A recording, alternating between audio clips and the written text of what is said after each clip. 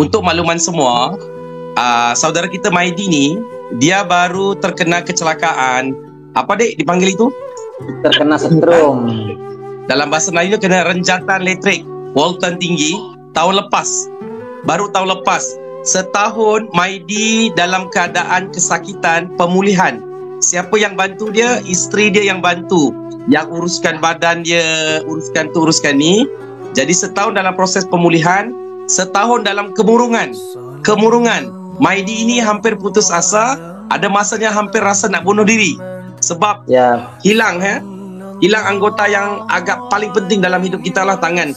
Siapa yang tak mahu tangan? Benar tak? Jadi saya nampak keluarga ke FIP pada bulan Mac. Saya rasa ini orang perlu dibantu.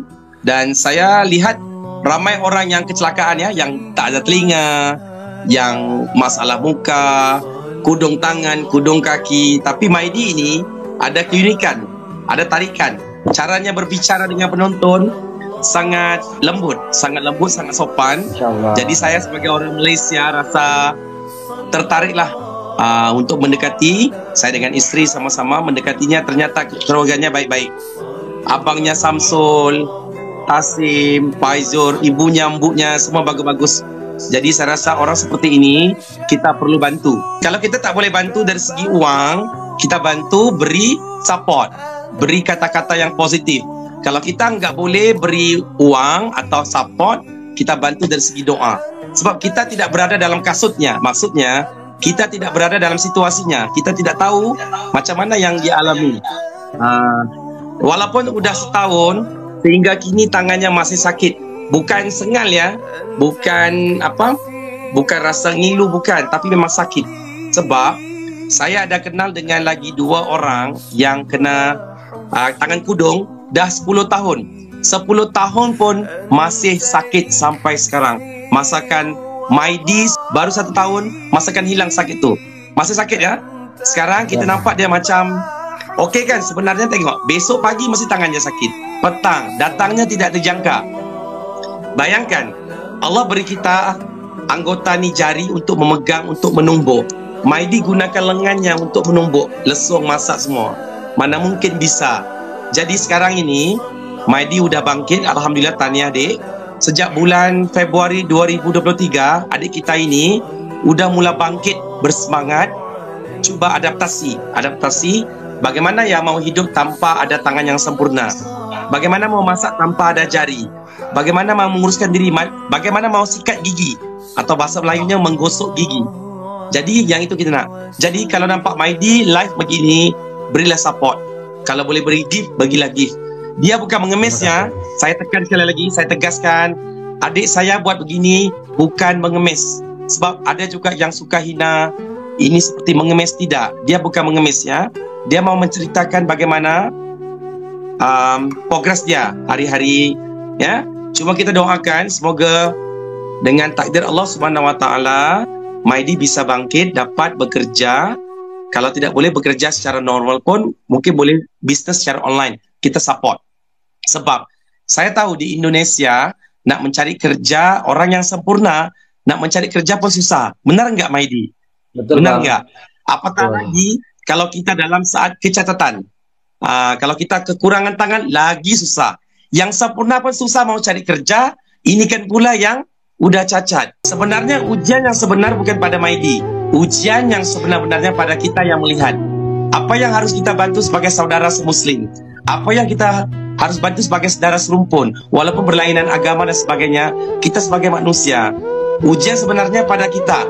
Pada kita yaitu bagaimana kita harus membantunya. Jika kita lihat orang aksiden di tepi jalan, dilanggar kereta, ya, dia memang sudah diuji begitu. Kita yang melihatnya, apa tindakan kita, apa reaksi kita, itulah ujian yang sebenar. Jadi, kalau nggak bisa dermawan, kita beri kata-kata semangat. Nggak bisa beri kata-kata semangat, kita mendoakan. Sebab kita sekarang syukur sempurna. Boleh jadi besok kita akan aksiden. Boleh jadi besok kita akan diduga lain. Maidi tidak pernah terfikir dia akan hilang tangan. Dia Maidi ya, saya bagi tahu ya, saudara-saudara semua. Dia asalnya dari kampung. Adik-beradiknya semua di kampung bertani. Pendapatannya agak sederhana. Minta maaf Maidi, siapa yang cakap ya. Iya, bagi Bang. saya jurang kemiskinan. Pendapatannya agak kesian, di bawah 1 juta rupiah sebulan. Di bawah 1 juta rupiah. Kalau di Malaysia lebih kurang 1 bulan pendapatan keluarganya kurang 200 ringgit Malaysia. Saya dengar lagi menangis. Macam mana nak membantu Maidi? Jadi seharusnya kita membantu dia lah.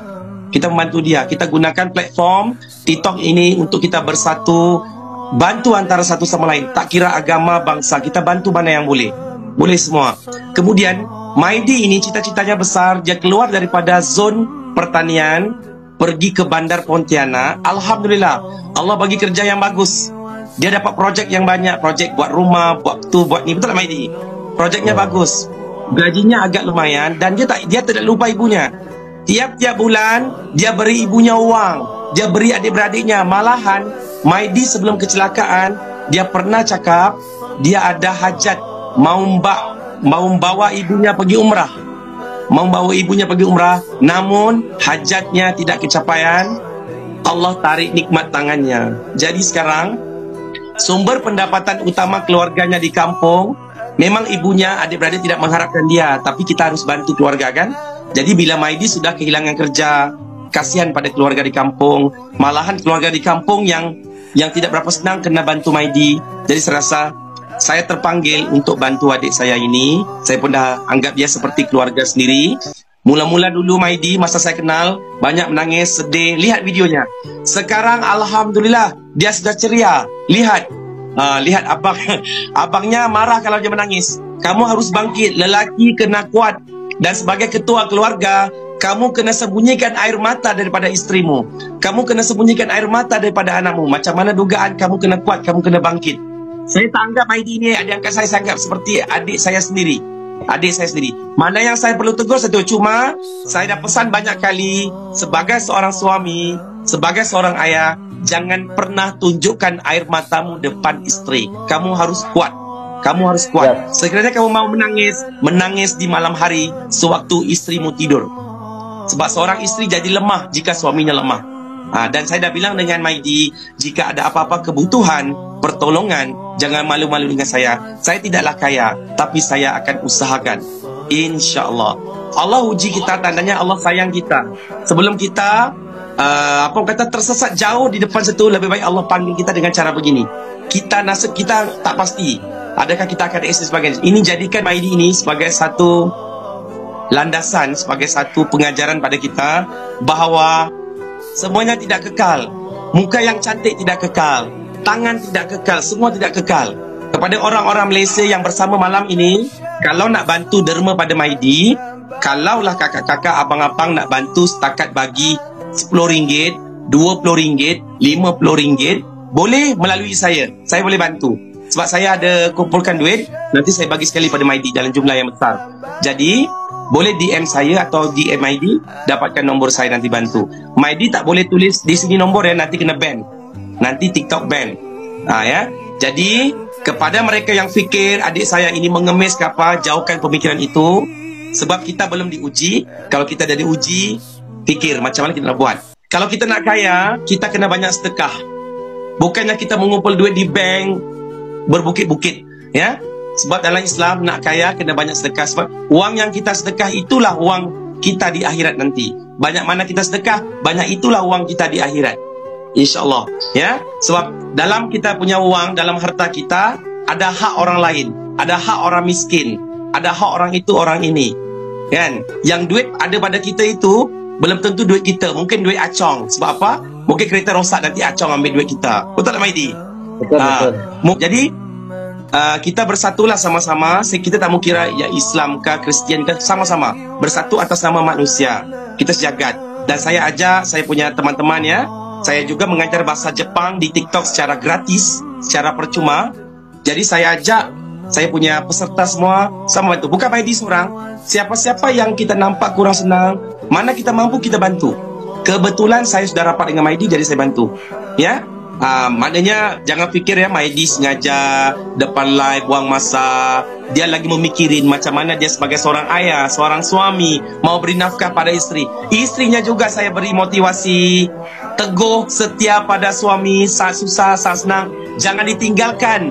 adik saya ini dalam keadaan kudung ditinggalkan. Sebab bukan senang ya seorang istri mau setia sama suami, suaminya kudung, gak boleh bagi duit, gak ada kerja, cari teman lain. Jangan begitu. Istri yang bagus, suami yang bagus, setia hingga ke akhir hayat. Boleh ya? Jadi kepada mereka yang dari Malaysia yang mahu menderma pada Maidi, boleh DM saya. Untuk makluman semua, bulan 7 saya akan terbang pergi ke rumah Maidi di Pontianak. Buat pertama kalinya. Saya sendiri tak pernah pergi ke Kalimantan. Ini pertama kali saya beranikan diri naik bas. Bayangkan, dari KLIA pergi ke Kuching naik bas 9 jam. Saya mau pikir banyak kali, boleh nggak aku pergi ke Pontianak naik? Tapi sebab lillahi ta'ala niatnya baik, pasti jalannya pun baik. Nak bertemu Maidi, mau melihat ibunya ya. Saya lagi kesian, kakak-kakak, abang-abang, saya kesian ya pada kehidupan keluarganya di kampung, keluarganya di Sungai Duri. Perjalanan dari kampung Sungai Duri ke Pontianak naik mobil, perjalanan lebih kurang 3 jam lebih. Benar nggak, adik? 3 jam lebih. Dan kehidupan di Sungai Duri agak susah ya, agak susah. Seperti saya bilang tadi, pendapatan mereka kurang 1 juta rupiah. Lebih kurang kalau duit Malaysia 200 ringgit. Kalau di sini ya Maidi, di Malaysia 200 ringgit itu minta maaf agak susah mau hidup. Tapi di sana alhamdulillah. Tapi walaupun pendapatannya rendah, saya hubungi ibunya, adik-beradiknya, penuh dengan ketawa, penuh dengan riang. Masya Allah, dalam kekurangan Allah bagi kebahagiaan. Itu yang saya rasa cemburu. Dalam kekurangan ada kebahagiaan. Dan hari ini saya lagi sedih, ada seorang abang dia berkahwin, perjalanan ke rumah mentuanya ambil masa 5 jam ya, Dik? 5 jam. Ya. 5 jam perjalanan, anaknya 3 orang. Dia tidak ada mobil, tidak ada kereta. Dia berhari raya pulang kampung naik motorsikal, bawa 3 anak, 5 orang naik motorsikal, perjalanan 5 jam.